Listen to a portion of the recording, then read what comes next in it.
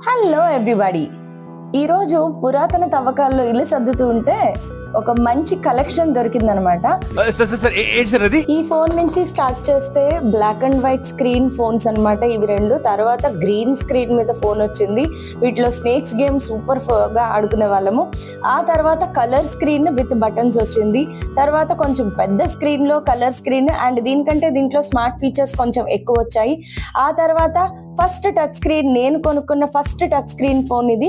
తర్వాత ఇంకొంచెం పెరిగింది, మధ్యలో ఒక ఫోన్ దొంగతనం జరిగింది అండ్ దీని తర్వాత ఇప్పుడు ఇంకొక ఫోన్ వాడుతున్నాను which is the best smart phone.